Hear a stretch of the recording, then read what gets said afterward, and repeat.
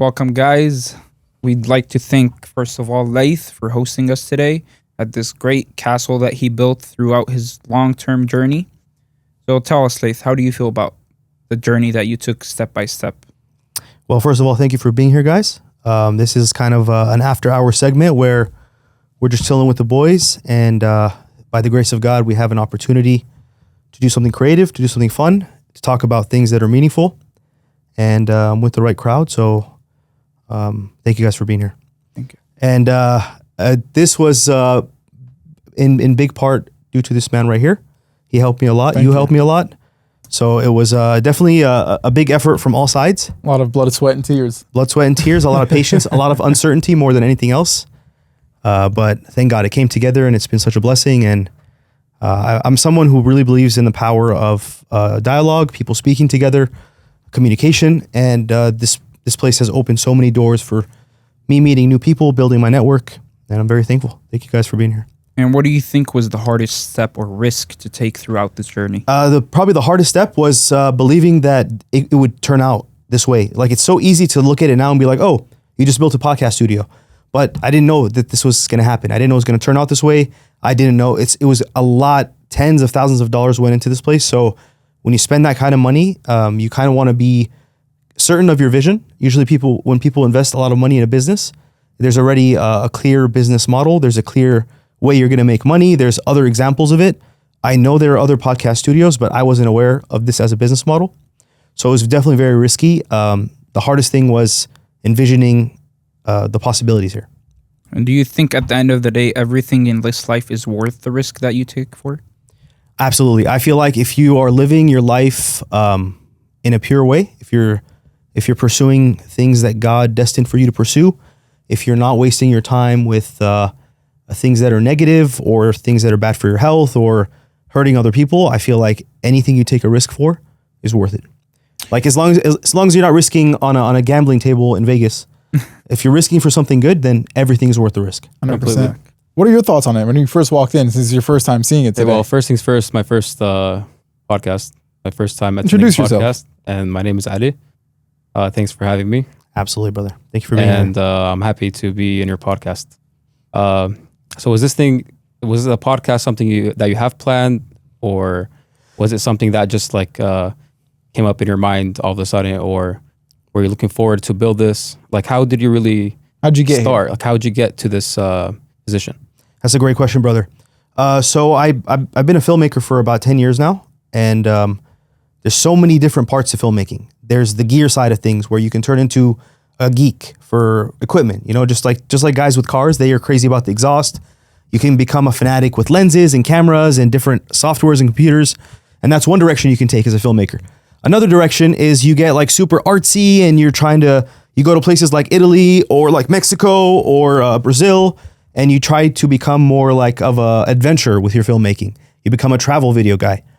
I always found myself inclined towards interviews. Whenever I would interview somebody, whether it be for a wedding film or for any type of video that requires like spoken word, like a corporate advertisement, I would always find myself really enjoying the interview part because I really like talking to people. I like connecting with people, and I feel like I had the ability to get someone talking. And I would always practice that in my wedding films and my corporate videos. And I was like, I want to do more and more of that. And little by little, I found myself gravitating towards a pure form of speaking on camera, which is podcast. It's the purest form. It's just an interview, and there's no other part of filmmaking. So I found myself offering it to my clients as a marketing tool for their business. And little by little, it turned into a big portion of my monthly income. I would usually bring all this gear, not like the cage, but like the lighting, the microphones, carry all this stuff to my clients. It could be somewhere as far as Pasadena, even Arizona. And I would set up, film. It would be very, very expensive for my clients because I have to carry all this gear. It takes so much time. So I wanted to do it, but in a more affordable way for them. And me investing in this place was a way to make it like super affordable. And Right. So you're basically using your talent to basically gain knowledge, gain connections, and get the opportunity to meet new people and basically 100%. move forwards with positivity. 100% networking. If there's one, I love that you said that. If there's one thing that stands out about podcasts, is that everyone feels like, why would I invest in a podcast? Does it make any money? That's the first question I get when someone asks about, should I start my podcast? Leo, how much do you charge? The first thing they ask about is their return on investment, which is a smart question. How much money am I going to make? I have done at least 40 different clients' podcasts up to date, and not one of them has made a single dollar from their podcast directly. But if you add up the amount of money they made from the relationships they've gained, the connections they made, they probably have made over hundreds of thousands of dollars because of the new relationships they've made, because of the intimacy at which you build a relationship on a podcast. Like you, Adi. Like I don't see you very often, but I promise you, after today, you're gonna feel like you know me a lot more than you did before. Absolutely. Just because of sitting with me in a podcast for an hour, it just builds connection in a very fast way, and that's where the return on investment actually comes. It's the network building, and I've never seen anything like it. Like, even for myself personally, I have made tens of thousands of dollars. Not, I probably had made more in the podcast business itself, but if just from starting my own podcast and inviting people over, I've made tens of thousands of dollars from the job opportunities, people hiring me, from the people that come on, people, me building studios for other people that weren't aware of the possibility. So definitely networking potential. It's beautiful you got into this position in a short time frame. Yeah, Like, man, you it really was. haven't started that long ago, and you're already making like a lot of progress, which is impressive. Yeah, brother, I'm very thankful. I'm a tunnel vision type of guy. Like, you guys know me a lot more. I focus on one thing and one thing only. So like 4 or 5 years ago, I was on a fitness journey, laser focused on my fitness journey. Nothing else exists, and I go all out on that one thing. And that's He has a problem where it's not really a problem, but it's a problem. If he does something, he has to do it to the max. Well, that's a good problem. But listen, but he can't like, so in regards to the gym, like right now we're trying to get him to get back in the gym, but if he gets it back into the gym, he's gonna go all out and he's gonna lose focus on other things. So we're trying to find him a way to bleed between both. I believe in that strategy, and I like that mindset, because if you want to maximize your potential in what you're doing, you have to Give it your all. Have that tunnel vision. Mm-hmm. You have to give it all. You have to put your time into it, and you have to, basically not distract yourself with anything else. He's great at it. What you're doing, because focusing on multiple things could make it harder. Mm-hmm. Like Yes. let's say you're focused on your fitness journey, and you're focused on the podcast, and you're focused on, let's say, your business. You may make progress with a little bit of everything. A little bit of everything compared to one thing. Mhm. So let's say Yes. right now you focused on your podcast, you're doing amazing in a short time frame. Let's say your next step, you're going to focus on fitness, then you'll reach your goals in fitness. That way you'll reach the maximum potential 100%. in each journey you're taking. 100%. Yeah, dude. Honestly, it's a double-edged sword, right? It allows me to accomplish goals very fast and at a very high level. Of course. When I compare myself to when I was in my fitness phase, progress like crazy. Losing weight like crazy. Now you weren't even going to the gym based off what I was seeing off stories. You were never in a gym. You're always either on a bike, at a park, using the pull-up bars, or at a little, where the kids play. You Just use calisthenics. Yeah, calisthenics, a little bit of everything. Exactly. Yeah, that's definitely the good side of it is that I get shit done. Thank God. I get whatever goal I want to accomplish, I accomplish it, and I progress. What would take another person years, I'll get it done in a few months. But I drop every other aspect of my life, and I used to consider it a problem. Now It's good that you focus.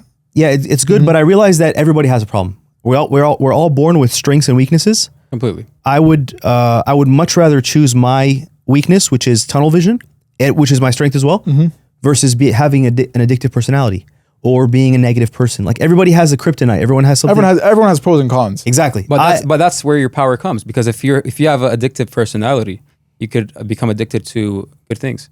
Like right now, I'm assuming that you have an addictive personality with positivity.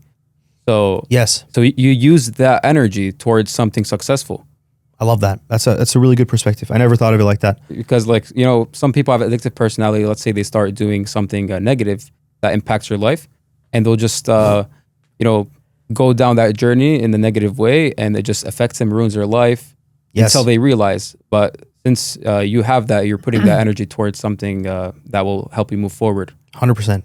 So 100%. it could be good and bad. It's just basically moving forward with like the right direction. Absolutely. I am you're stressing me out with your leg. Oh, sorry. It's a habit. It's a habit. You know, Fair guys, habit. coming, all of us being not born and raised, but like raised in a foreign country and coming here to the U.S. Did you guys expect to see you guys selves where you guys are right now? Like, what was your perspective when you came from the Middle East and came here? Did you expect yourself to be where you're at right now? A great question. Well, I always believe that I will do better if I prove to God that I will put in the work and I will put in, the maximum effort towards positivity. So I promise myself that I won't go down a bad path or a negative path that will affect my life. I always made sure that I'm making progress throughout the year. And the biggest important part, I'll say, is reflection. Mhm. I kept on reflecting on my journey, on my progress. Like, I compare myself to the year before. Like, I came here in 2018. In 2019, I was saying, okay, what changed from 2018 to 2019? What did I improve in? What have I accomplished? So I always kept that reflection in mind, and I always made sure that I will make progress moving forward. But precisely where I'll end up, not really. God knows. God knows. But I believe if you try your best all of the time, you'll eventually end up in a better position. What was your first thoughts right when you came into America? Well, I had a culture shock. I want to touch base with you too. I had a culture shock when I first came here, even though I was born here, but I just lived here for 7 years. Then, I grew up in the Middle East for 11 years. I came back alone without anybody. I had a culture shock. I felt lost for the first year. But I had to mentally challenge myself, I'll say. And I just pushed myself forward every time I felt down, every time I felt lost, every time I felt like I'm not doing well. I just remained patient, because patience is key for success or moving forward in your life. So I just stayed on that path, and it worked out for me very well. Did you ever have a weak moment that made you question you Rethink being your here? decision. And Absolutely. if you Several did, times. what made you stay here? Like, what's something that triggered in your mind and you were like, oh, but I'm in too late. I can't Always I can't ask go back. yourself- yourself. Always ask yourself why you started. I'm not asking you a question, so you can ask me one back. No, he's telling you. I he's just telling want you. to you have to know understand. like a straight No, up answer. No, he gave you an answer. He said, you said, what makes you not give up? He said, ask yourself, what's your why? Why you started? Why you started? Like, for an example, I'm So going to give you an why example. do you start? Okay, I'm going to give you an example. Like, it's out of topic, but it correlates with your point. For an example, you start working out. You go to the gym for a month, right? Then you get tired, or you just get bored of what you've been doing. Then you say, okay, I'm going to quit. You have to ask yourself why you started. What was your goal? So when I first came here, and every time I question myself why I'm here, I ask myself, why did I leave the Middle East to, come back? I mean, sorry, why did I leave the Middle East I'm here. To come come here? Yeah, what was the and- motive? Well, You asked the question. I and- actually- wait, what I do- potential did you see in America that you didn't see in Jordan? So What was the reason that you're like, oh, I want to make it here? to answer that question, I feel like we have to give a little bit more backstory, because Mm-hmm. everybody here, we have one thing in common. We all lived in Jordan, Mm-hmm. and we all know what it means. The questions you're asking: why did you come? What is a hardship? There's people that were born and raised in California. I have a lot of friends that when they see someone that has your determination and they're able to make it through challenges, they always ask me, and I have that same personality. They ask me, where do you get your drive from? Drive to us is natural because of the way we lived our lives and our story and our background. But for a lot of people, drive is not a natural thing. They don't know why they should be motivated to do things. So for the viewers, maybe a lot of the people watching this are not Palestinian, Jordanian, are not Arabic. Maybe they're white, maybe they're Hispanic. They're people that have been living in the US all along. Before we go down this route, let's paint a picture of what it's like to live in Jordan. What is it like? if you could describe life in Jordan in a sentence, what would that? There's a sentence huge glass ceiling In Jordan. in Jordan. Huge glass ceiling in Jordan. There's not many opportunities to thrive, to make it out there compared to here. Yeah. That's a main reason that a lot of us, came out here to break that glass ceiling that we had in the Middle East, because there's not much opportunities like there is here. I feel like that's a main reason why we're all here, while we're all sitting here in America. Yes. I feel like, Jordan has a population of 7 million people. The entire country is way smaller than Texas. Everybody there is cutthroat at what they do. Everybody there is very competitive. Everybody there is a shark. And there is so much human resources and human determination and human motivation, but so little actual opportunities. Because it's like that glass ceiling. The glass ceiling you're talking about. So it's this place where everyone's a hustler, everybody, but agree. almost nobody's rich. Politics plays a huge role in that. Having a political position or having a relative that's in a political position or being part of a tribe There's a that is huge well respected. advantage. All these things are advantages, and unfortunately, you're not rewarded based on your Hard work. hard effort. work. You're rewarded based on who you know, what family you're from, things that have nothing to do with competence and skill and determination. So when we have an opportunity to be somewhere like the United States, where 350 million and counting of a population, huge landmass, incredible amounts of opportunity, we see a gold mine. It's the gold rush coming to the U.S. And a lot of people say that those days are over, and some people are like that America used to be like that. I'm a believer that America still is a gold mine. Of It's just as course. much as That it is always true. has been. Absolutely. 100%. And especially if you've been to a foreign country, like we grew up in the Middle East, we've seen the limits. We've seen how hard it is to make it there, or to succeed. Like what you said, if you have the connections, if you're from a certain tribe, you're respected. You'll have the opportunities. But here in the U.S., everybody's the same. We're all equal. Very so diverse. it doesn't matter who you are. It's about the effort you put in. It's not like it's not like the Middle East. In the Middle East, like let's say I'm from a tribe very well known in the Middle East. I'm sure that if I, let's say, start a business or apply for a job, I'll instantly get hired just because I'm from this tribe, maybe. Yes. So in the U.S., you didn't really have that. It's all fair. It's all about the effort you put in. 100%. So the opportunities are much higher here compared to the Middle East. I'll say that. Absolutely. Aham, how do you feel about, how would you describe living in Jordan? What are the differences of living in Jordan from here? From here, there's a lot, bro. Like there's nothing that you can word that would describe the feeling of living in Jordan. Trust me, great people, great food, which I love. yeah. Food is something else. But That's a whole you don't understand how hard it is to make it. And people that made it there either were born into a well-known family Spoon in or their mouth. rich family.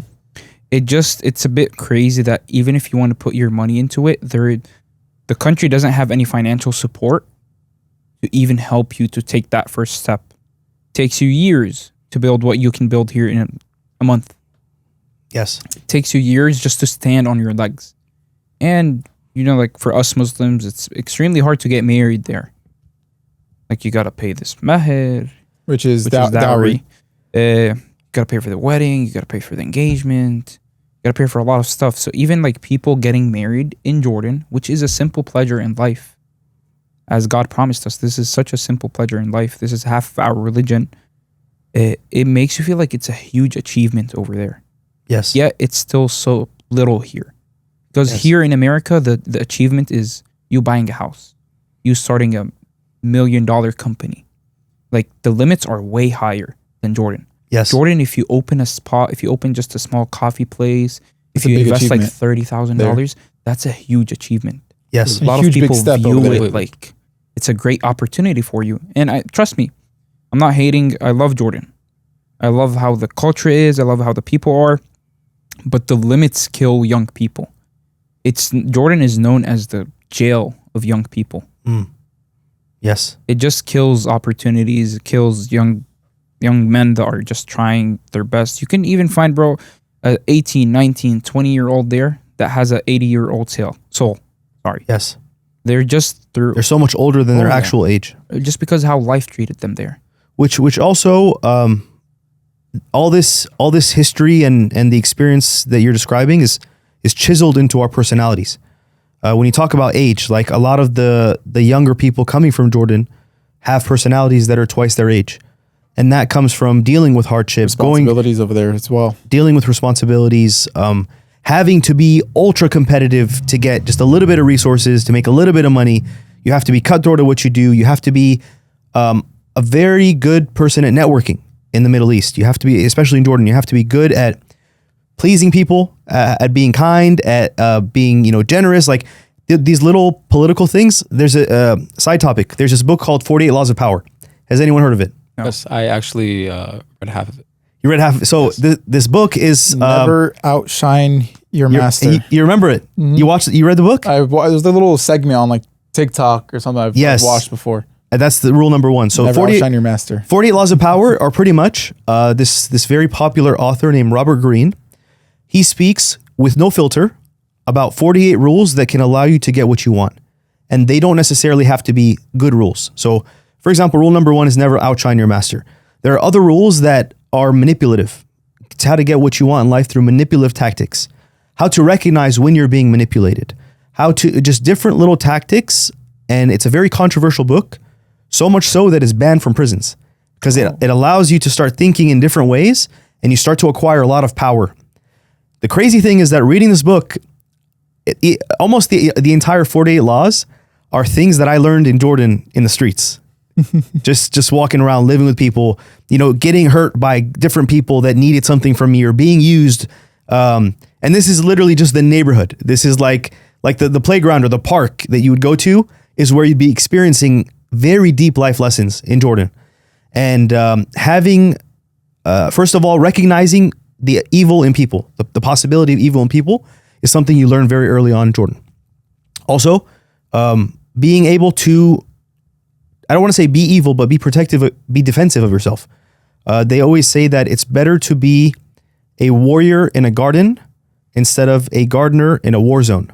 So you always want to, I probably butchered that, but what it actually means is that like, even though you're living in a civilized, safe place, it's good to have the ability to react offensively and defend yourself. Never let your guard down. Never let your guard down, or have the ability to defend yourself if needed. Kind of like for the same reason someone would carry a illegal weapon or whatever. Like you always want to be ready for the worst, even though you hope for the best type of thing. So I definitely feel like Jordan, because of the harshness of the circumstances, A great school. is a great school for life. Yeah. That's a good wording. Great school. Great school. 100%. The streets great are a great personality school for builder men. as well. Yes. The streets are a Well, great overall, school for men. books are very powerful. Like 48 Laws of Power, Art of War. There's a lot of books you could read. Think Fast and Slow. Like I've read a bunch of books, but I believe as a man, you will not gain as much experience in life from books. Not like reacting, not like interacting with real life situations. Yes. So when you go through harsh experiences, whether it's harsh, easy, hard, whatever it is, any experience will teach you something more than any book. So the more you can experience as a man through your life, the more lessons you will learn. 100%. So I think you should try to experience as much things as possible, especially at a younger age. So that will all pay off in the future. I love that. And I love that you said that, you recommend that people gain experience. How would you guys think that, there's no doubt we're not recommending that you go to Jordan to learn, but knowing what we know about hardship and how it teaches you things, what advice would you give to somebody living in the United States as a young man, wanting to gain this experience? How do you find this experience? Interesting. So I'll say try to go through hard things and but nothing negative. Don't get too comfortable. Absolutely. So Don't you have get to too comfortable. you have to go through things that make you uncomfortable. For an example, like if you want to go to the gym, let's say you want to start martial arts, that's all uncomfortable You're not in your moments. safe space. Like let's say you're in a boxing gym and you're getting punched in the face. Nobody likes that. Yes. You're lifting weights, but you have to eat a certain amount of calories every single day to see some progress. That's uncomfortable. So I recommend, I'll say, go through your fitness journey. Like try to maximize your potential with your body, because your body is your temple also. Yes. And that's how you'll gain also confidence. So you'll gain confidence through experiences and through hardship. Yes. So So- pursue physical hardship. Completely. for your body. Right. What about mental? I feel like mental It also correlates with that as well. Of course, it does, because you have to focus yourself on a strict diet, and you have to focus on a strict schedule and everything like that. But in other circumstances, possibly investments, investing into something is very uncomfortable. It's scary to people. Oh, they saved a couple $100 on the side, and now they're thinking of investing it in something. That's uncomfortable. Completely. But that could go back to the person. So if some person has some capital and they're just sitting at home, they're not investing, they're not taking any risks. Money that's losing. They're going to be stuck losing in a its loop. value. And cash is like ice cubes, right? If you don't take Melts. any action, That's a great word. Yeah, I love that. you're not going to make any progress. So it depends in what position you are. Like if you have some capital and you're just doing nothing, no, go take a risk and invest. If you have no capital, put yourself into uncomfortable moments where you'll gain confidence in yourself. And within that, you could, move forward and experience new things, and that could potentially help you scale up in life. I love that. That's I think the first part of it is exposing yourself to physical discomfort, right? That's one part of it. And a lot of people do have the gym physical, persona or experience. I think there's also an emotional discomfort you have to experience in life. And I feel like for the emotional discomfort, you cannot relate whatever emotional discomfort you can have in the United States to Jordan Street. No, you could. But let's try to recreate those circumstances. What is the closest? What is the craziest thing you could do, or not crazy? I don't want to describe it as something realistic, but like, how can you get close to that experience? I'll tell you about one book I read in Jordan, and it tells you about the simplicity of the life in Jordan. And the author speaks in a Jordanian way. It doesn't look like an author is talking to you. It looks like it's 3 a.m. Just a casual conversation. It's 3 a.m. and you're sitting with a friend and he's telling you stories about his life. The book is called Deek Jin. I heard this, bro. This is so crazy. Great. The Deek book Jin? is Deek Jin, yes. It's a great book. It's an Okay. extremely great book. Okay. And it just shows the simplicity of living in Jordan. Because at the end of the day, whatever a Jordanian guy, an 18-year-old, 20, even 26-year-old make in a month, you make here in a 1 week paycheck.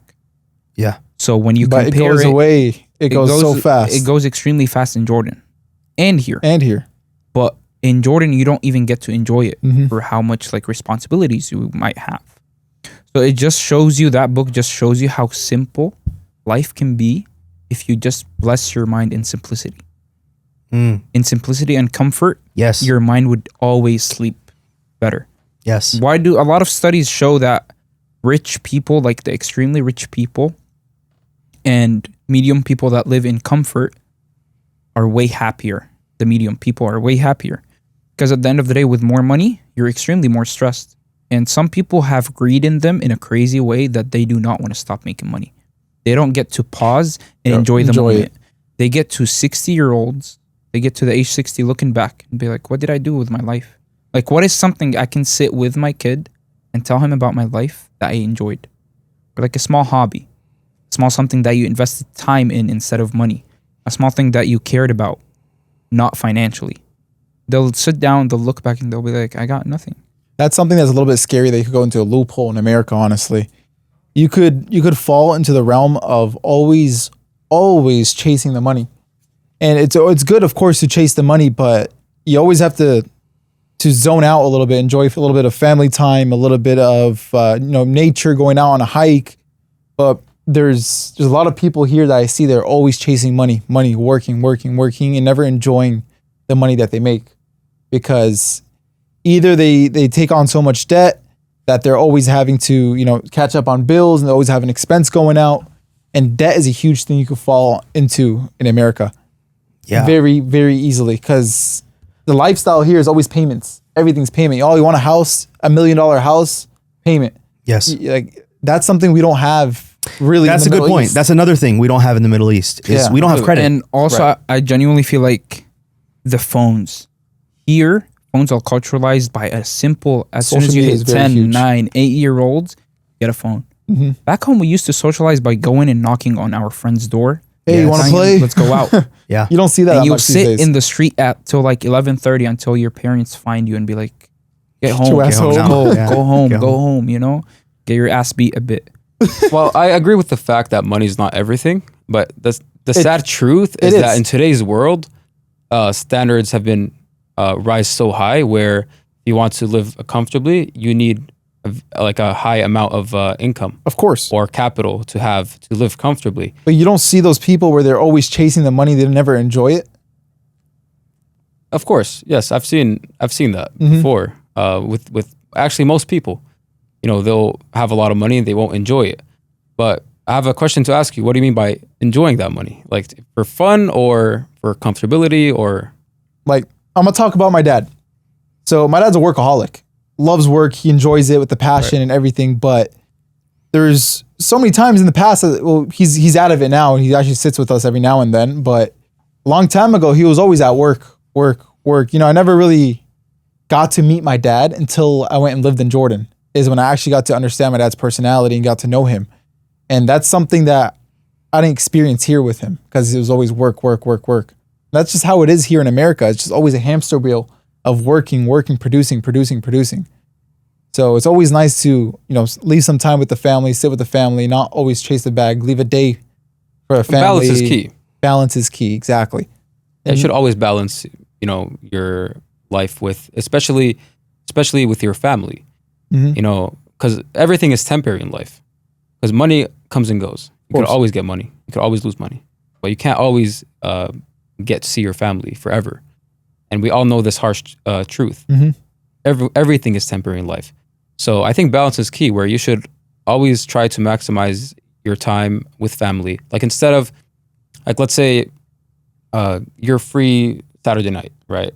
Instead of going out doing something negative, you could spend time with your family.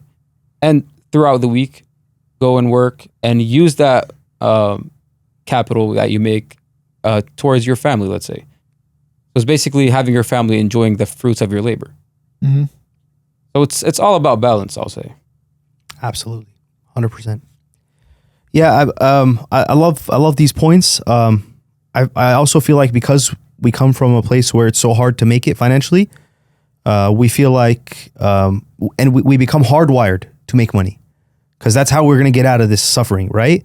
And sometimes that hardwiring backfires because you become so hardwired. It's like being in prison. Like people that are in prison their whole life, they still might, like 2-3 years after leaving prison, they might sleep with like a shank under their pillow or something. I don't know, but like a toothbrush or something that is from another time. Protection. Protection in their way. Even though the environment has changed and it's a different world now, we hold on to a lot of our traumas and we respond to the current moment as if we're responding to the past, but times have changed. But our subconscious takes a long time to update. So like a lot of us, like I think I'm gonna have that problem where, because like in my upbringing, things were very challenging financially on a personal level. So I definitely have this fire under me, and maybe I'll make it financially and still be running super hard. 100%. 10, 15 years later, I'm like, dude, I made it like 10 years ago. Why did I keep going at that same rate? Whatever you you lack in your childhood, you seek in your adulthood. Yes. Whatever it is, whether kindness, whether money, whether like sadness, happiness, whatever it is, as soon as you hit adult age, 18, 19, maybe some people at 17, they start seeking. Yes. They start Those things that seeking they didn't outside try. of the house. Right. Yeah. Stay off the 100%. streets. Who's somebody that shares the same journey as we do? Somebody who's kind of has that Middle Eastern background and who made it in the US? Someone we can look up to. Okay, so there's one guy I have in mind, but I think a lot of people don't like him. Loca. Jalal Abu Muis. No. He kind of has the same background, right? Listen, But a lot of people don't like him. But But come on, hear me out. come on. You have to respect I'm his gonna be honest. journey. He's very cocky. You have to, Listen, he's listen. very cocky. Very cocky. But his personality, It's disrespectful to the his Arab personality community. is something, and his journey is something, right? But- So if you want to judge his personality, judge whatever, he's cocky. Yes, I might agree that he's cocky and maybe he's not humble. But he But made you have to respect his journey. But you Yeah. gotta- This guy came from the same background. Like he came from Jordan. He was listen. living in the east of Amman. The harder parts The of harder Jordan. part. Yeah. Exactly. He wasn't even the west wasn't- Amman. he wasn't in you know the difference. You Yeah, know the yeah. joke. Jordan and Urdun, right? He wasn't in the capital. Yeah, so for the viewers, that like as all this hard part of being in Jordan we're describing, and we're the rich kids in Jordan. Like Technically, yes. we're like we live in the Very. we're the comfortable kids They're in like Jordan. the Hollywood of Jordan. Yes, and, LA. and we're complaining. So like the guy he's talking about is like in the hard part of Jordan. Like those guys like all the way in Palm Springs. those guys look up to us over there.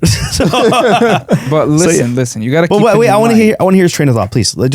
Tell me more about how you see him. Let's see his perspective and yours. So I don't really look up to his personality or up to his thoughts or his opinions, but I do look up to his journey. Yes. How he started from nothing and became something. Yeah. You know, he never gave up. If you look at his story and look into it, he actually started from nothing and became something in a short time frame compared to, let's say, the average American. The average American becomes a millionaire at what age? Maybe 60 years old, and that's a small portion of the population. So this guy made millions of dollars in a short time frame just because he never gave up and he had a vision and he just kept on moving forward until he made it. So that's something I look up to, where you should never give up on. Never doubt yourself. Never doubt yourself. Believe in yourself. Always work towards your goals. So I love that. that's something. That's what you admire about his journey. Completely, yeah. So I don't believe that we should mix somebody's personality with their journey, because I just look at his journey. I don't look at his personality. I don't care about what he says. I don't care about his opinions. He could be wrong in a lot of things. He's actually unliked in the Middle East. And but the funniest part is that if you go to his Middle Eastern page, he's unliked. If you go to his Western page, liked. He's very liked. Interesting. So you can see the different mindsets and different perspectives of people. I love like that. what you said, in the Middle East, it's very limited to make it there. So I think Jealousy. there's more jealousy, more hate towards successful individuals. But So- do you think? I don't want to cut you off. Yeah, Sorry go to cut you off. But do you think that the hate from the Middle East isn't due to jealousy, but because his Well, it's because his he's- personality, yeah, the way he portray, There's a percentage of everything. Yeah, exactly. There's So you it can't, it could be 80% his personality, 20% jealousy. jealousy. Possibly. But even if Never, it's yeah. 1%, Correct. there's still jealousy there. of course, 100%. there's jealousy everywhere. No matter where you go, there's Completely. always gonna be someone jealous. There's always gonna be a little bit of jealousy. There's always different But percentages. I feel like a majority of it is gonna be because of his personality and the way he kind of shows off. right. But listen, with You all due compare. respect to him, the only thing about me is that like no one knows his journey. No one knows like how his journey was or something. There was a trending video of him jumping for a Lamborghini. A Lamborghini is nice, but I'm pretty sure you saw the video. I'm not sure. I don't think so. He was with like a Jew girl or a Zionist, something like that, and she gave him a Lamborghini as a gift, and he was just jumping out of joy, and he started dry humping the car. Well, Everything. Well, Listen, I'm not judging at the end of the day, but we don't know the journey that he has been through. So when he reached that level, whoever is that cocky at that level, and trust me, there's a lot of people that are richer than him. When he's that cocky at that rich level, you start questioning a lot of things. Because whoever gets to that level mostly is thankful. He's not cocky. And if he's true about his journey, he wouldn't Should be talk humble. to you like the way he does on uncertain. videos. It's uncertain. Some people just Money changes them. money changes them. It could change you in a bad way or a good way. So I never really verified his journey, but based on what I've seen, Exactly. he he just- shows you what he wants to show you. I can go rent an Airbnb right now. completely. There's for so many fake. $3,000 a Do you night. think he could just to fake? You take a think he's video and faking be it? like, Possibly. you don't work. Well, potentially, but have I verified that? No. Once don't- I verified that, of Listen, course, I I'm no longer gonna look up to his journey. I don't think he faked his rich. I just think he faked his journey. The story of his journey does not add up, to be honest, if you think about it. Because based off of the journey, I watch his videos all the way from and- the Middle East and coming down to America, becoming rich. From that story, you believe that person should be humble. Should be very humble. Someone gave him Right. a great hand. Do you think so? You think he's not self-made? I don't think he's self-made. Personally. I think like with everything I feel about him, I think he's self-made. based off the journey that he portrays. Because real coming estate, from bro. one Like of the- think about it, not just him, again, don't look at him from a Western eye. He's not that rich. Like look at any real estate agent. Completely. of Completely. course. No, he's not crazy wealthy. He's not that rich. But Yeah, if you compare him it's to just real a estate success agents, that he made in a short time frame. yes, So that's like one example of Jalal. yeah, So you don't really have to like the person to look up to a person. So I love your perspective, bro, because I feel like sometimes I try to put myself in Jalal's shoes, right? Like, what if I was him? There are certain ways where I can justify him as his personality, his loudness, the show offness of his lifestyle. There's ways I can justify it, and here are the ways I justify it. Not everyone is born with being with charisma. Not everyone is born being likable. Not everyone has a personality that's captivating. Completely. Not everybody has good looks. Right. But you get to a level in life where there are certain goals that you have to achieve, and you're gonna have to work with whatever tools you have.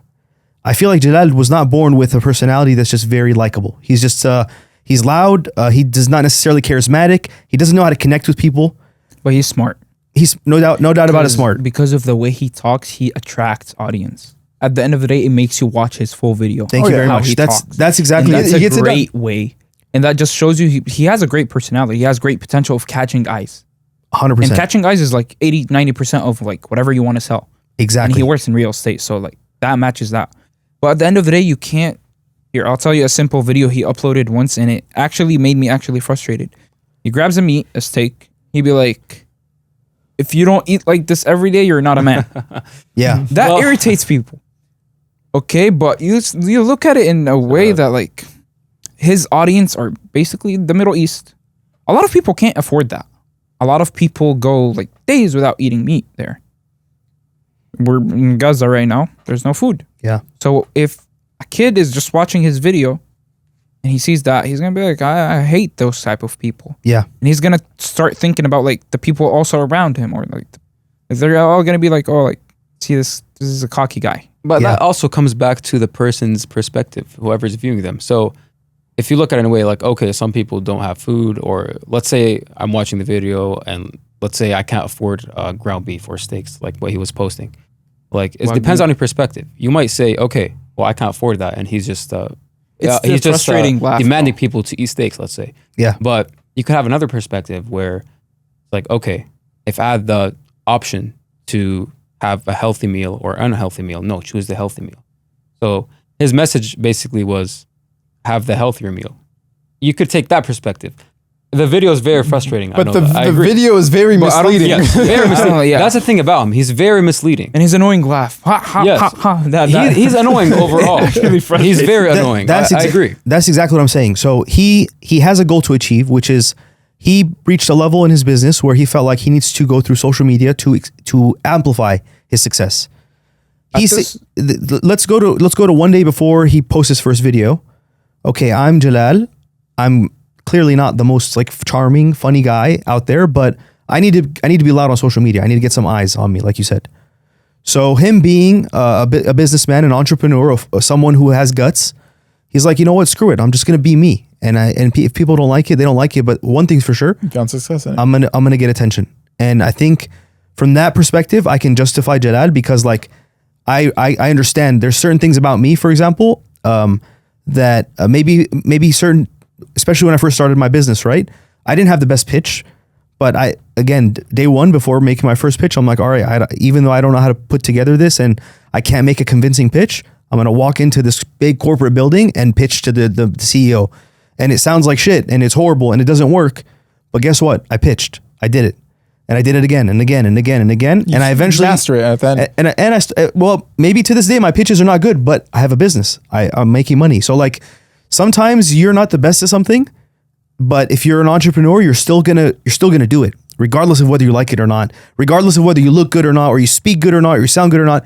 You're still gonna do it. And I feel like from that standpoint, like just like Gary Vee, everyone talks about how loud he is, and he even says like, guys, I wish I was like this calm, collected, like eloquent speaker. I'm just a loud guy. This is who I am. He's on it. And I'm not gonna fake it for you guys. He's good at what he does. And he's good at what he does. But if from the get go he was like, you know what, bro, I'm loud and I'm too energetic and I'm too like, and he starts using the F-bombs. He's the one that made using F-bombs popular in social media.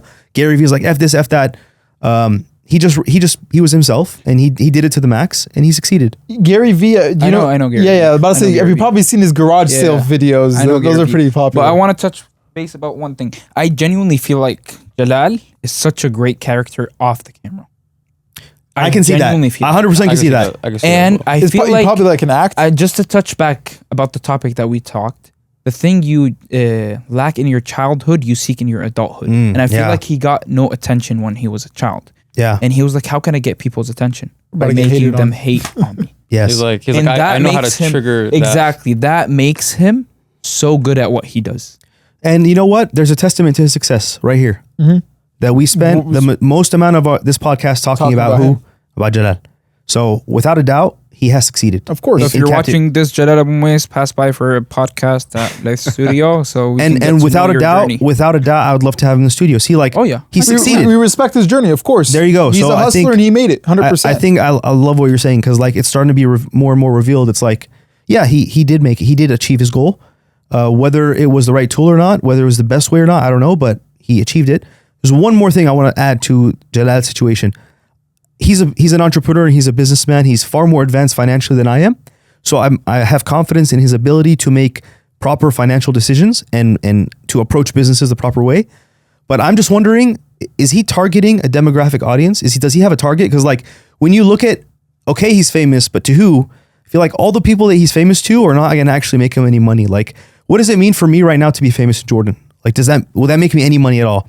Especially to the people that are like young kids, entrepreneurs, haven't But- dabbled. Like, does that mean anything? But what is being famous? You don't need people's money to become famous. You know, them just watching you is making them money, making him money. Yeah, but like, if you're gonna go all out, at least target. Unless he's targeting everybody, I don't know. Like, Personally, I feel like he's not targeting anyone. I It's feel like he's just doing it. just for the doing fun it. of Yeah, as loud as it. Yeah, I as just it feel can like he sits down, smokes his cigar, Yeah. watches his videos, opens his comments, and laughs. Because his main source of income isn't social media. No, he Well, doesn't if you care. look at every influencer, they have like a certain strategy to attract people, whether it's good or bad. Yeah. Like some people, like let's say Jalal, he pisses all of these Middle Easterns off, right? He's always getting hate. He's always getting the comments, but it's only building his algorithm. It's only true. making him money, even whether you like it or not, right? It's working. It's only working out for him because his strategy is pissing people off. Us getting triggered and watching the video, like what else does he have to say, 100%. is 100% possibly his tactic. And there's some influencers that only talk about positivity and good things, and it attracts that Demographic. demographic Yeah. type of people that will only look into positivity and It's kind of like the news. Like the news always has something. The 90% of the news is negative, but we still watch it. In fact, we wouldn't watch it if it wasn't negative. I agree. They wouldn't Exactly. get If views. it's all I agree with positivity, no one's gonna watch it. Yeah, like nothing happened today. Exactly. Everyone's well fed. There's no wars. Okay, You'd be I like, have- all right, so- change the all right, channel. next there's channel. different strategies to attract people. Yeah. I have a question. Okay. What do you guys think about the Middle Easterns that open like TikTok lives or stuff like that? But they like low key beg for money. So Like you know It's- what I'm talking about?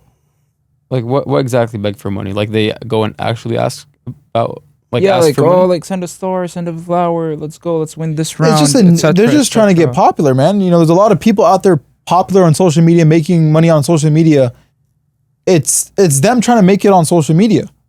But do you feel because like we come from a culture that like kind of prohibits But what's that? insane in What if it was an Jordan- American doing it? You wouldn't look twice at it. That's why I'm saying culture wise, when you think about it, you feel like our culture prohibits that kind of.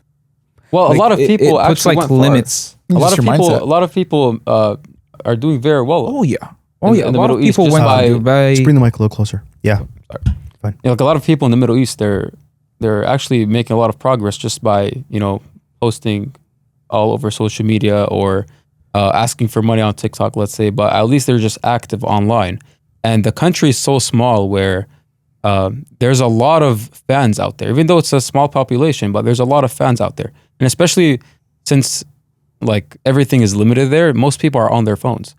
And they'll And it- just see these influencers. And at this current moment, I feel like there's more influence than the regular people.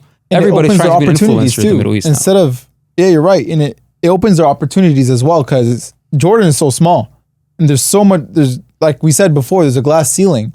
Having social media opens you out to America, opens you over to Saudi Arabia, opens over to Russia, to Canada, Dubai. Dubai is enough. Exactly. Social media, there's no barrier with social media.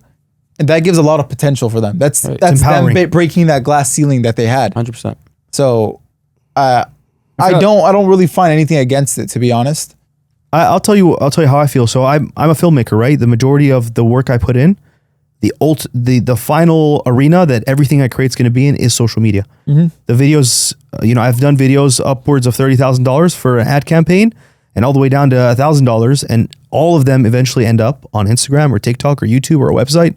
So everything's going to social media, and my entire business model is built upon captivating people, getting people's attention, getting watch time on social media.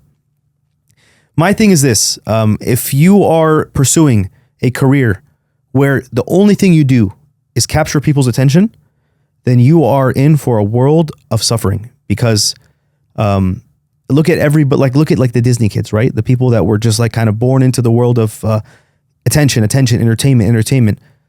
People like Britney Spears, Justin Bieber right now.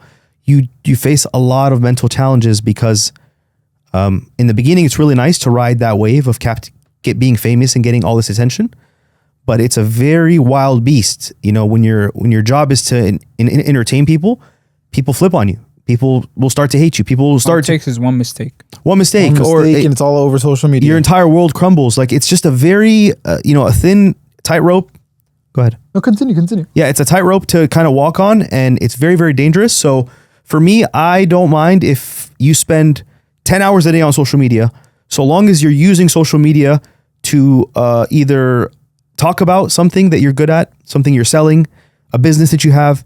Use it as a tool, but don't make it your business, your primary business. I know there are people, and I'm thinking of like what would contradict this is someone like Lia Alayan. Lia is purely just a entertainer, storyteller. Influencer. I feel like what sets him apart is that he's a very good storyteller. Like there's merit in his storytelling. He can tell a story about you and your business better than you can. So he is building a skill, and it's a hidden skill, not people can recognize it, but he's building something.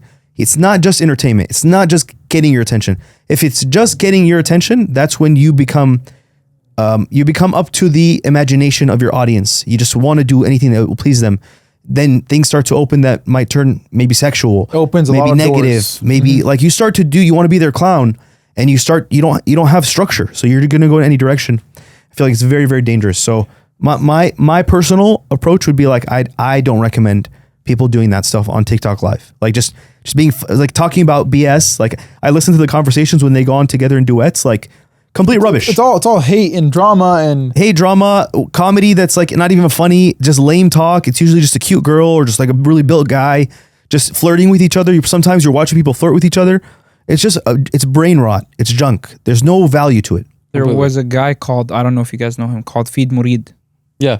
He was That just guy's a good. normal guy, Yeah. just like us, He's so in good, though. Southern California. He was living here. I didn't know that. He was Oh, he living was- here. really? Yeah. I know his friend. I'm pretty close with his friend. Okay, nice. He was living here, and he had a normal life. He got married, and he went to Jordan for a vacation, I'm guessing. I don't know this part 100%, but I'm guessing a vacation before COVID hit.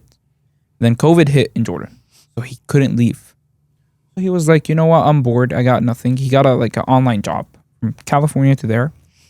He was like, let me start social media. At first, he was reviewing food, just like rating food, rating stuff. He started but he had such a great personality in telling. He doesn't be like, oh, today I'm at this restaurant. Today I'm at that restaurant. No, he just walks. He's a storyteller. He's a storyteller, which catches your eyes. Yes. He gets you, like he tells you a topic that you already know what's the topic, but he never mentions like the main point of the topic. 100%. But he has deep messages. Oh yeah, he has great Very messages. deep messages. Yeah. And he's right now in Jordan still. And he's living his life with his wife and his kid. Really ended up staying there. And he ended up staying there. Social and media. he had social media. He had a big clout of social media. Power And he of had, social media. although like the trend of Feed Murid was every like month he used to take one high school, like a school, 10 people of a high school class, take them out for food, treat them for food. And that just shows you that like he's giving back to the He community. has substance. He's just giving back to the community. He's like, you know what? I'm living in a blessing. Why would I go back to my suffer? Yes. Because at the end of the day, if you have a family, you have a loving wife, loving kid, and you go back home, and that's where you're making money, same amount. But That's where the you know success what? is. I'm gonna live with my peace. Yes. Do you think if he didn't have social media, he would have stayed in Jordan? No. 100%. No. That's why it opens a lot of doors. It built him a second Completely. income. But like he said, it could open doors that lead to sin, to other bad things. And at the same time, with social media, it's very scary because one screw up and you could ruin your whole career. Completely. You know that guy that does he talks about people fighting in the gym, or the guy with green eyes, the muscular guy. Talking about me? So, so there's a guy on Instagram and he does TikToks and everything.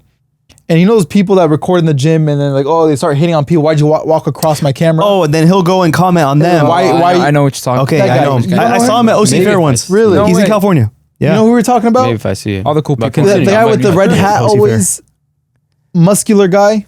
So what's his strategy? This is what he does. exactly So you know how gym culture online, Right. it's always like this girl like kind of posing, and she'll fish for something controversial to happen. And she would post a video where, oh, this guy was looking at my He's butt looking in the at gym. me, or realistically, it's not. She's creating this narrative that this guy was looking at her because she's just sitting there and recording. He just happened to stand there and do this, and she'll turn it into like a post, right? He looked at my butt. And he'll go, and anything that's like BS, he'll call them out on it. He'll call very famous people out on their BS. So yeah, I've seen but where were you going with this ad? What's the? I'm gonna go with this right here. You can pull him up. Silence. Yeah, I'm gonna pull him up. So just he'll know what I'm talking about. Talking in car, He's this not a guy. good storyteller. His name is Doesn't know. his name is Talking and Cars. No, this Jim guy talking in car. Yeah. So Give a Leith. I think Red hat. don't even go there. Don't even go there. The guy is so popular. Green eyes. Green Eye's popular. Well, how about this? I want to switch gears actually real quick. Mhm. I love that you guys mentioned this guy, right? So Which guy exactly? Feed Murid. Oh yeah, I love. So that guy. we were talking about how we have powers that were developed. We have skills, muscles that were developed in Jordan that make us really fit to survive out here. I've seen him. You're crazy. And you're a gym guy. I haven't seen him actually. Let me finish the Yeah, thing go real for quick it. since we Yeah. didn't know who he was, but this guy's really good at talking. He's always speaking positivity and equalness, and you're in a gym. But say his public name space. just so people know who we're talking Oh about. yeah, his name is the Joey Swole. His name is Joey Swole. Joey What was Swole. So this guy's always positive. Joey Swole, yes. Yes. Such a nice guy. Exactly. He's always, making everyone equal. Like you're in a gym, you're in a public space, everyone's there. He didn't look at you. He didn't mean it, if anything. Even though he did this, he posted something about Hulk Hogan. He had a costume a long time ago, and he posted a picture of him in a 2017 of him in a costume of Hulk Hogan, and it almost ruined his whole career because Hulk Hogan wasn't a good guy or anything, and he didn't mean it in that way at all. But everyone went off on him on social media, like Because of one opinion. Because of one opinion, one video that he did that People didn't agree with. people didn't agree with. He didn't even have that intention. He didn't even know all these bad things about Hulk Hogan.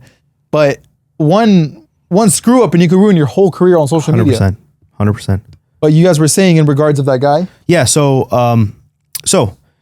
we started this whole podcast episode talking about how we all come from Jordan and how Jordan has made us, has built us in a way that makes us very fit to compete in the US for business, for opportunities, for entrepreneurship. And then we just mentioned an example now of someone who was here and they made it out in Jordan. They made it out there in something. Feed Murid, he goes to Jordan and he makes it out there. Now that you guys have lived here long enough and you have grown and developed and you've made some money and you had your failures and you've had your wins. If you were tomorrow to move back to Jordan, what skills did you learn in California that's going to make you more fit to survive in Jordan? Very, very interesting question. Go down the line. Okay. So I'll take the bullet first. He just doesn't know what to answer. No. Okay, so I'll say the experiences and the realities of let's say business, and the realities of customer attraction, and basically having something to attract customers or clients or whatever what you're doing towards you. So I think in the US, I have experienced that if you have something that will attract people, whether it's a product, whether if you're an influencer and you have, you speak positive or any type of strategy you have, you will always have somebody coming to you that could benefit you. So this, like, let's say if I had to go back to Jordan tomorrow, and I have no chance coming back to the US. What would I do? I know it's very hard there to make it, but I'll try my best to succeed in business. Maybe I'll start maybe bringing products from outside of Jordan, China. that are not available in Jordan, and have because business works the same anywhere in the world. Yes. If you go to Jordan, if you go to Dubai, wherever in the world, there's always customers for something. No matter what you're doing. So There's always a needed product. there's always something needed, even if it's not a product. Maybe it could be you, right? Let's say nobody in Jordan is. It could be you. Let's say nobody in Jordan is like really is not as positive. You know, maybe nobody's talking about motivation. Let's say, and you figure out, oh, okay, that's missing. A little niche that's missing. Something missing. Yeah. So you look for something that's Expertise. missing, and you just work towards that, and that way you could potentially attract people towards what you're working on. I love that. So you learned marketing tactics. Technically, Yeah, like marketing psychology, maybe. right? Is It's how more of psychology. psychology. More of psychology. Understanding that everything's for sale, Right. Even the things that you might not recognize, and that entrepreneurship is universal, even in a place as harsh as Completely. Jordan. It's still a good idea to pursue business. Love that.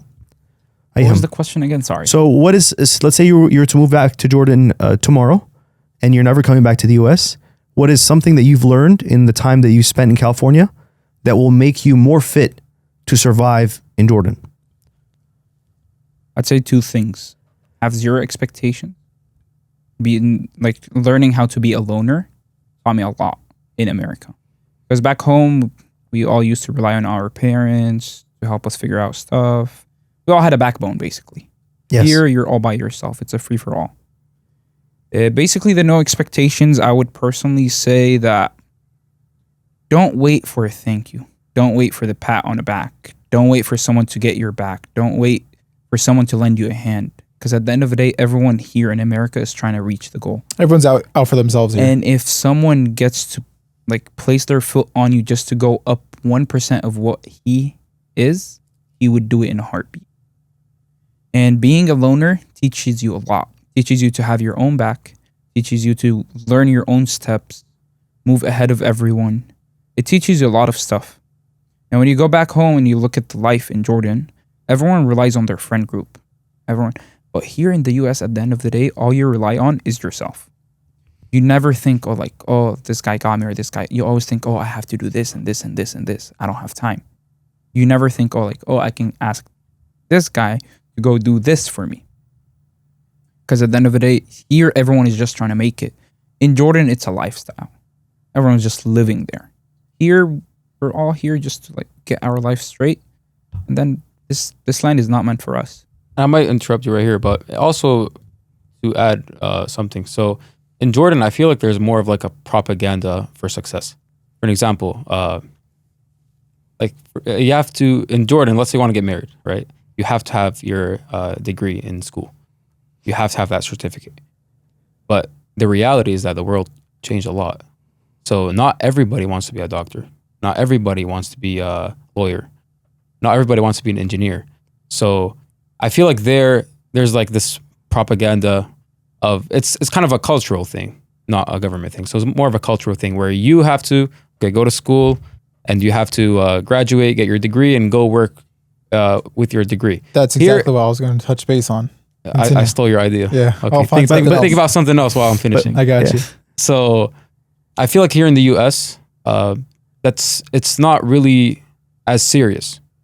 Like most people here don't even graduate out of let's say college or university. They're a millionaire by 20. Yeah. Like for an example, you go to a university here, you're let's say you're studying business. Your professor, let's say, barely has any capital based on his, let's say, lifestyle, and you'll ask yourself okay, if this guy's teaching me business, why isn't he successful? Why is he getting salary at schools that are very limited? But if you go to the Middle East, whoever is teaching you business, whoever, your professor is basically like the average citizen in the US and in the Middle East, in Jordan. So you won't really reflect, I think. Here, you will see a 20-year-old millionaire. How'd you become a millionaire? Oh, made Crypto. 1,000x on crypto. Exactly. Okay, then ask another guy, how did you become a millionaire at 19? I E-commerce. started an online business, Yep. e-commerce. So I can't blame them because there's so much opportunity here, Mhm. but it kind of like opens your eyes on things where school isn't everything. Yeah. I'm not certainly against school, right? But it's just not for It everyone. has its benefits. Has benefits. So Yeah. if you have like, if some people want to be an engineer, some people want to be a lawyer, some people want to be a doctor, that's completely fine. But I feel like here it's more eye opening because you have so many different variants and different types of people. Like you'll find an 18-year-old millionaire, you'll find a 20-year-old billionaire, you'll find a 60-year-old poor 60-year-old here, for an example. But you go to Jordan, most from the age of 18 to let's say 30, I'm not gonna say they're not even close to being millionaires or being comfortable in life. So you can't really reflect. You're like, okay, I have to really follow this strategy of getting my degree and working. And you can't really blame them because it's very limited opportunities there. So I feel like living in the West, that kind of opens your eyes towards potential opportunities that you don't need any degree or school. It's all about what you build and the results you get based on the effort you put in. Love that. I mean, living nowadays, a degree doesn't get you what you dream about life. Like when you look, like everyone dreams of having a supercar, a big house, like a great big family, etc., etc. At the end of the day, a 9-to-5 job or being a doctor or being the most high-paid doctor or something, it doesn't get you that life comfortably. Yes. You just have to own your own couple businesses, etc., etc. That way you can live comfortably. You can enjoy life, get to spend time with your family. Passive income. Yeah, but you doing the daily job that just you went for 10 years and you were like $500,000 in debt. To do that, you'd be like, okay, but where's my life? At this 100%. point. That's what, I wanted to touch base on that. Coming from the Middle East, everyone says shahada, which is education. Education is everything. Become a doctor, become a lawyer, become a engineer. That's all we knew. What to become. Oh, you're gonna go to America, you gotta study. And coming here, there's a lot of opportunities, like you said. So it really taught me that an education isn't what you need to become a millionaire, per se. It's not what you need to be successful. And other than that, it taught me a lot of patience and a lot of being uncomfortable. And, because when I first came here, I started working at the smoke shop, at the warehouse, and I was too comfortable over there. I was too comfortable where I thought I was going to stay there forever. So I took the risk as in leaving, leaving a comfortable income, trying to pursue other things, trying to maximize my potential. And it really, America did teach me to become uncomfortable. Don't get too comfortable. So put yourself in uncomfortable situations. It teaches you a lot of patience, as well as a degree isn't everything. You could make money in multiple other ways. 100%. What about you? I love that. It's amazing points. Honestly, that's really deep. Okay, so first of all, there's like you said that Jordan is very community based. Here, everyone's on their own, and there are pros and cons to that. I think one thing that if I go back to Jordan, I will focus on is that Jordan is so community based and so tribal. Everyone is so tightly knit, and everyone's so much in your business. And you know everything about your neighbor knows everything about you. Your friend is always around. You never feel alone. But at the same time, it's very, very challenging to think independently. It's very challenging to have your own thoughts. Right. A lot of times you are subconsciously forced to commit to whatever the group is thinking. Whatever the group thinks is a good idea, whatever the people think is a good idea, you accept as a good idea. Whatever people think is a bad idea or is not effective or is a bad business idea or something you shouldn't venture into, then you automatically take that on. And what happens is it becomes so hard to, like you said, find a niche on your own because you're thinking like everyone else. So I think the first thing I would emphasize is maybe this is going to be like some form of meditation I do, or spending like a 1 day a week alone, or finding a way to limit the community influence on my beliefs and thoughts. Because I feel like to succeed, you have to do things that are very unique and very personal and very you. And, here it's all about self-expression. And, in California, it's all about what you believe and how you think and That is, that is a muscle that you stretch very tightly in the U.S. that you don't get to practice in the Middle East. But if I do go back, I will, number one, focus on having my own thoughts and believing in my ideas. Like if I have a business idea, whether people accept it or not, I'm still going to pursue it because I think it's a good idea. That's something I didn't have when I was there in Jordan. It's like I'd run it by my guys. Oh, yeah, Zalame, Sibak, forget about it. I don't think so. Yeah, I don't think so. Whatever. There's Negativity. There's a negativity that is very cliche in Jordan, and it's very effective at just shooting down your idea. And when we take it, we just shut up and we don't think about it again. But definitely, number one, I would think on my own. I'd focus on that. Number two is I would. This is probably against number one, but it would be being very careful. No, having a deep understanding of the powerful effect of networking. I was in Jordan. Yes, we're very community based. Yes, we're very tribal, but we only hang around people that fit our understanding of who's cool or who's fun or who's someone you vibe with. Your lifestyle, your beliefs, like just someone that you're like, oh, these are my guys. Coming to the US because it's very, alone, and you start to associate with people for business purposes, I started to understand the potential of networking for the sake of business. Not for like, oh, I like this guy. Like whether I like this guy or whether I think he's cool or not is besides the fact. Networking with people that are good at what they do, are better than me at what I do, people that have business connections, just networking in Jordan. I think if I go back and just focus on networking, I think I would be very, very effective and I'd grow very fast because I'll build relationships with people that are not necessarily the coolest people in like someone to smoke hookah with on a Friday night, but they're somebody that will help me make money. That's the second thing. And then I think the last thing for me would be kind of along the same lines of Feed Murid. I love that you guys mentioned that he's a good storyteller. I like to believe that he picked that up in California. He learned that over here because storytelling in California is the economy of California is built upon storytelling. And when I say that, I mean it because you have, a 5-minute drive from here is a city called Disneyland that is literally making more money than probably half the country.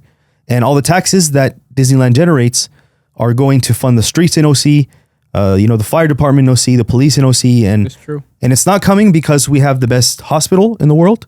We don't make insulin. We don't cure cancer. We tell stories very, very well. And if I feel like in Jordan, yes, there's amazing food and there's great places to like sit down and smoke hookah or listen to music. I don't feel like there's a place that really takes you out of this world like Disneyland. And it doesn't have to be a theme park. It can be a coffee shop. It can be a restaurant. It can be just a place to go for fun after hours. But incorporate the rules of storytelling that you would learn in somewhere like Disneyland where, you really go all out on decor. You go all out on the music. You make sure things smell a certain way. Like when you walk into Main Street in Disneyland, you smell the cookies and all that is by design. That's not the actual smell of cookies. There's machines that their engineers have placed under the street to constantly pump out that smell to keep you captivated in that world. Never been to Disneyland. Touch space. You gotta go to Disneyland. You have to go to Disneyland. It's an experience. Disneyland? Yeah. Never. I've been Six Flags. No, you have to go to Disneyland. I just heard the line is 2 hours. I'm like, I'm not gonna do that. I know it's for children. I'm not gonna wait 2 hours to go on a roller coaster and risk my life. I know it's for children, but the amount of small details that they put in the rides, like for an example, as small details for the rides, there's a ride called Pirates of the Caribbean. There's a scent that they push into the air that no matter where you are, if you smell that scent, you're gonna know it's Pirates of the Caribbean. It's a boat ride, and you know the smell that I'm talking about. It's an iconic smell. 100%. That they have. Imagine running a business, bro. Imagine running a. You guys say you guys are going together? We're gonna go on a Disneyland. Yeah. Hold hands. Imagine in Jordan, for example, you just open a restaurant with 4 or 5 partners, and you tell them, guys, we're gonna allocate $30,000 to create a smell that we're gonna pump. They're gonna be like, "Inta majnoon? Are you crazy? Like, what the fuck? Yeah. What are you talking about? Like, dude, that's not. Let's buy the meat. Let's get good meat. I feel like in Jordan, we're really good at focusing on basic needs. We forget the potential in other niches, which is storytelling. Like, let's create a captivating experience that people will never forget. And anytime they remember this place you've created, this coffee shop, it will take them somewhere they've never been before. It's this coffee shop where it smells a certain way, it looks a certain way, they wear a certain costume, they talk a certain way. Take me out of Jordan. Because I feel like wherever you go in Jordan, it's still Jordan. It's still Malagat. It's still the same terminology. It's still the same the way they dress, the way they look. It's too monotone. There needs to be more variety. Yeah, But those are my. Let me just sum up my 3 points. Number one was what was the first one I said? Having your own thoughts and beliefs. Number two is understanding the real potential of networking, not just having friends. Absolutely. And number three is incorporating real storytelling that costs hundreds of thousands of dollars, like putting your money on creating a captivating, immersive experience. Those are my points. I just wanted to add to the storytelling basically that you were saying. I don't know if you know this, but I'm not sure, but I think because he advertised for them a lot. Eid Murid, I think he has a small percentage of black coffee. Have you guys seen black coffee in Jordan? Yeah, with black. Yeah. You know which one I know what you're talking about, yeah. You walk in, you feel like you're in such an American coffee shop. Yeah. It's just a simple, get your coffee and get out. Yeah. Okay.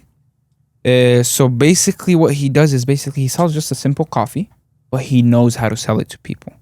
And all he does, small prices, great vibes. Like you walk in, the mirror literally says the prettiest thing in the shop. And which makes people take pictures, which is that itself is free marketing. Yes. Okay. And the amount of small details that he adds to it, Yeah. and just like a to-go like window in a coffee shop is crazy. Yeah. So that builded him a huge amount of clientele, Yes. and the way he advertises it is just extremely smart. Yeah. And he has like limited drinks, like it makes you feel like it's an American spot open in Jordan.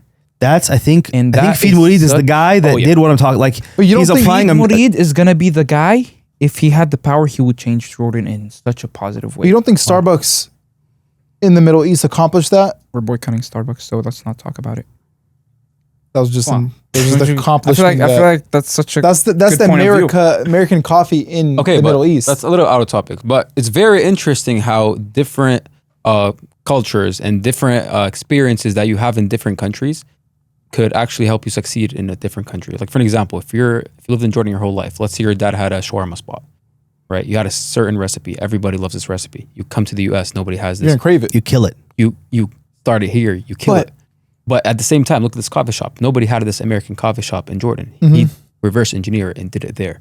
So it's interesting how you could gain, like just by experiencing one certain thing that one country lacks, like what I said, missing something. So it's all about that one missing thing that's not available in that country. Finding a gap. So Yep. so Firefly. Firefly. We love Firefly in Jordan. Amazing, delicious burgers. They sell burgers with like beef bacon, sauces, double decker. They get a cheese needle. syringe. They get a needle that has cheese inside it, and they push it inside the bread. It's a crazy thing that we crave all the time here. They opened it here, but I never found myself craving it like I was in Jordan. Was it due to the fact that the flavoring wasn't the same? No. Well, why don't you? That's is a this great question. successful? I haven't been there in a while. Yes, honestly. great it question. is successful, but Yeah. I think that comes down to the person. Some people just go there for their experience. For you actually compare the To the Middle flavor, East. right? But some people haven't had Firefly in like 20 years, right? Like how So they don't long remember it. have you been here since? Like when's the last time you went to Jordan? A year ago, 2 Okay, years a ago? year ago, 2 years ago. So if you had a Firefly, you'll remember the flavor, right? Yeah. If you had it 10 years ago, You're not gonna remember it see as well. here, You lose connection to the you brand. lose connection and- yeah. to that flavor, right? So you're just gonna have that same experience. You're gonna have a decent burger. It's not the same, close enough. So you're gonna eventually end up, liking that restaurant. But they're doing well. They're doing well. very well. I haven't been yes. there in a while. I know a lot of people that are always posting, like Really? have them on social media. They're always Honestly, posting after Firefly. talking about it, kind of crave it a little bit. We should go get some. After We should get this. some after. What time do they close? I'm not sure. They probably one? close late. Okay. Maybe another thing is that speaking of the gap, what gap did Firefly fill in Jordan? To me, I wasn't. The flavor's amazing, but I wasn't going there for the flavor. It's the creativity, I, the vibe. I was going there. I personally was going there because they had big ass burgers. Like, Oh, yeah. they were huge. And when I was younger and like I had metabolism and I was working out and it's cheat meal day, I want to go crazy and like I want to go one spot. I don't want to eat 3 In-N-Out burgers. I want to have one big just burger, insane juicy. burger. And that's the gap that they filled. Like just the big. You're trying to go crazy with the amount of food you want to eat. It's usually a male audience more than a female audience because like we eat like that. Big portions. So I feel like with America having bigger portions in everything, It didn't stand out. it doesn't stand out as much as it I did over agree. there. So it's like, right. so yeah, great point. Like it's the environment, what's missing. If you come here, you already know the flavor. Maybe you're inclined to go there because you like the way it tastes, but like it doesn't necessarily fulfill a gap that exists in the US, in my opinion. But Listen, whoever opened Firefly in Jordan, he overthought it also. Like if you go in, Design of the it's- store. It's dim lights, extremely comfortable chairs, and even it's a burger spot. There are servers going back and forth, yeah, so it just makes you feel like you just want to sit for a minute. It's yeah. not like a fast food place. It's You like wait- a fast food dining Yeah, place. you wait like around 30 minutes for your burger to get ready, but Yeah. you don't feel that 30 minutes because it's dim lights. a Everyone, vibe, it's everyone's crowded. talking. Everyone is talking. yeah. And can we point out that no one in Jordan sits on their phone as much as here? Like here, you can find 6 people, On a and table? everyone is just on his On phone. their phone. However, back home, there's Everyone's just, like, socializing. everyone's just like Yeah. phones down. We're talking, laughing, enjoying life. I don't know what's the thing about America. You can go sit on the beach, but you still won't have not even 1% of the fun you would have in Jordan with just sitting in a car with like 4 guys. No homo. That's very true, bro. Yeah, I think that's because we don't have, like, I don't want to say we don't have big companies in Jordan. We do have big companies. We have like McDonald's. We have all these crazy big companies.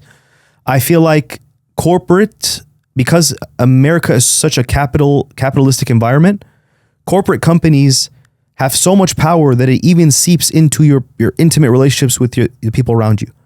Versus in Jordan, even the most powerful companies might not even get mentioned in this car ride that you have driving behind Abul or wherever you are, because there's the emotional experience. You like, let's say that your life is a movie, right? Everything you do is like a movie through your eyes. In Jordan, the emotional experience and the movie you're watching of just everyday life, it's louder than the stuff that comes in from the companies. And entertaining. And it's more entertaining. Like the emotions, you get enough emotions from everyday life that it's much higher than an advertisement or a concert. Here, it's like there's less social interaction. So what actually stands out in this movie is all the ads, all the, Drake has a concert in LA. Oh, let's go crazy. Let's lose our mind. Let's spend $500. OC Fair, let's go. So these companies suddenly have a bigger share of your watch time of life, and they start to seep into that. And I don't know, theory, but yeah, that's what I'm thinking. Like, it's just that the imbalance of how powerful corporates get. Because the moment you like, let's remove corporate America. Let's remove concerts. Let's remove Disney. Let's remove Netflix. Let's remove all these things. What are you left with? Social interaction, drama, dating, falling in love, getting your heart broken, friends, fighting, actually interacting, having friction with people. That's what's left. But the more that the corporate world takes over, it starts to overshadow the natural thing you would experience Basically in life. like a balance. It's a balance. In Jordan, it's more balanced. If this goes up, this goes down. If this goes up, this Exactly. goes down. Seesaw. Here, maybe it's not even how powerful the corporate life is. It's just that how weak our interactions with each other are All because we're of so the isolated. phones. It's all because of this. Yeah, Like this built what social anxiety definition is. 100%. 100%. I think also COVID had a big impact on that. I don't know. Social anxiety. After COVID, life doesn't feel that good anymore. Well, it's not just about life. It's about like what you said, social anxiety. Like when you're home alone for a couple of months, you're not interacting with anybody. Like some people will just fall into that loop of not interacting with anyone, and they just stay like that, and they don't really realize that they were just stuck in that loop where they were interacting with any humans. So that had an impact. Also, the phones. There's a lot of things that impacted. I think it's a very deep topic. It's very complex. I personally wasn't here for COVID. You were here for COVID Yeah. here in America? Yeah. You as well? Yes. How was COVID here in America?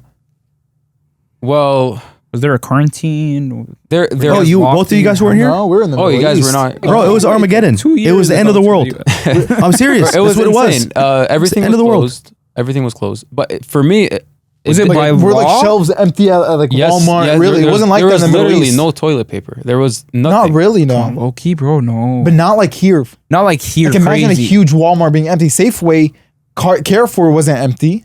It was getting empty because It was of the amount of getting empty, people that don't have food. People were They panic weren't- buying. They weren't. It got they to a weren't point where stressing, we though. had trucks going around in Jordan giving out bread. That's because quarantine happened.